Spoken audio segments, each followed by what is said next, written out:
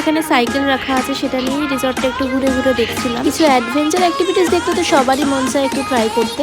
এখানে ছিল zip lining এর সাথে সাথে high rope course, safe adventure, canopy walk, net bridge এবং আরো অনেক অ্যাডভেঞ্চার অ্যাক্টিভিটিস। তবে আমরা শুধু জিপ লাইনিং করেছিলাম এবং সাথে ছিল নেট ব্রিজ। এখানে বলে রাখি প্রত্যেকটা অ্যাডভেঞ্চার অ্যাক্টিভিটিস এর প্রাইস কিন্তু আলাদা। এর সাথে সাথে ছোটদের জন্য থাকছে এখানে প্লেইং জোন এবং জিমও থাকছে বড়দের জন্য। এইভাবেই পুরো একদিন গোটা কেটে যাবে এমন ভাবে বোঝা যাবে না। ঘুরতে ঘুরতে বিকেল গড়িয়ে যখন সন্ধ্যা হয়ে আসলো, এবার ঠান্ডাটা আমরা ফিল করতে পারছিলাম। ইনফ্যাক্ট খুবই ভালোভাবে ফিল করতে পারছিলাম, কারণ এটা ছিল পুরোটাই জঙ্গলের ভেতরে। সন্ধ্যেবেলা হালকা টিফিন করতে চলে এসেছিলাম রিসর্টেরই ক্যাফেতে এবং রাতের ডিনারটা আমরা হোটেলেই আনিয়ে নিয়েছিলাম। নেক্সট মর্নিং আমরা ঘুম থেকে তাড়াতাড়ি উঠে যে অটো করে আমরা এখানে এসেছিলাম, সেই অটো দাদাকেই ফোন করে নিয়েছিলাম। আজ আমরা বিষ্ণুপুর শহর ঘুরে দেখবো। আমি ওনার কন্ট্যাক্ট নাম্বার আমার ডেসক্রিপশন বক্সে দিয়ে দেবো। তোমরা যারা একদিনের উইকেন্ডে বিষ্ণুপুর আসার প্ল্যান করছো, তারা ওনার সাথে কন্ট্যাক্ট করে আসতে পারো। এবার আমার ফেভারিট ব্রেকফাস্ট বাফেটের জন্য আমরা রেস্টুরেন্টের উদ্দেশ্যে যাব। ফ্রেশ হয়ে তাড়াতাড়ি চলে আসলাম রেস্টুরেন্টে। আর এই রেস্টুরেন্টে এতটাই সুন্দর, বাইরে থেকে যতটা ভালো লাগছিল ভেতরটা ততটাই পরিষ্কার এবং পরিচ্ছন্ন। এখানে অনেক রকম আইটেম আছে, নিজেদের পছন্দ মতো ব্রেকফাস্ট এখান থেকে করে নিতে পারো তোমরা।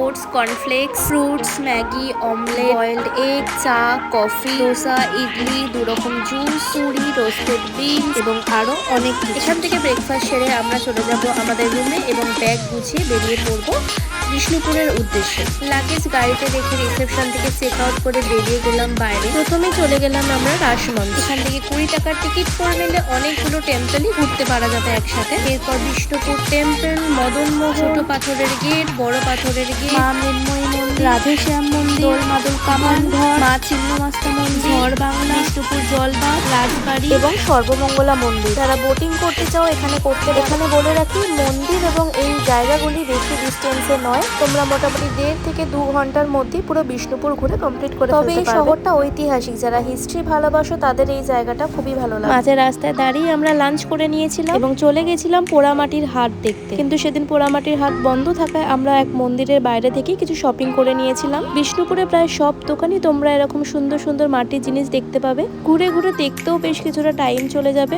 জিনিসগুলোর বেশি দাম না, কিন্তু আমরা বাঙালিরা একটু বার্গেনিং তো করবোই। যারা মাটির জিনিস দেখতে এবং কিনতে পছন্দ করো তারা একটু সময় নিয়েই এসো। এখানে তুমি মাটির তৈরি নিত্য প্রয়োজনীয় জিনিসও অনেক রকম পেয়ে যাবে। মাটির কাপ, ট্রে, নানা রকম ঘর সাজানোর জিনিস, ধূপকাঠি, কর্পূরদানি, ফুলদানি, এইরকম অনেক প্রয়োজনীয় জিনিস তুমি এখানে দেখতে পাবে। এরপর ওই অটো দাদাই আমাদের নামিয়ে দিলেন বিষ্ণুপুর স্টেশনে। এইভাবেই আমাদের একদিনে জয়পুর ফরেস্ট এবং বিষ্ণুপুর ট্যুর শেষ হলো। কলকাতা ফেরার ট্রেন ছিল 3:52 বিষ্ণুপুর স্টেশন থেকে, যেটা 7টা 7:18 নামিয়ে দিয়েছিল আমাদের। ট্রেনের আসা যাওয়া নিয়ে টোটাল খরচ হয়েছিল 237 টাকা। 2 দিনের লাঞ্চ আর 1 দিনের ডিনার নিয়ে পড়েছিল 450 টাকা। জিপ লাইনিং এ পড়েছিল 240 টাকা পার হেড। অটোতে বিষ্ণুপুর টু বিষ্ণুপুর আমাদের নিয়েছিল 420 টাকা পার হেড। এর মধ্যেই আমাদের সাইট সিইং ইনক্লুডেড ছিল। আর হোটেলে পড়েছিল আমাদের 2100 টাকা পার হেড। ব্যক্তিগত খরচ এখানে ইনক্লুডেড। সময় এবং সিজন অনুযায়ী এই খরচটি আপ ডাউন হতেই পারে। এখানে এই ভিডিওটা শেষ করছি। ভিডিওটা পুরো দেখার জন্য অনেক অনেক ধন্যবাদ। ছোটরা অনেক ভালোবাসা নিও, বড়রা প্রণাম নিও। খুব তাড়াতাড়ি আবার নতুন ভিডিও নিয়ে আসছি। সবাই ভালো থেকো, বাই বাই।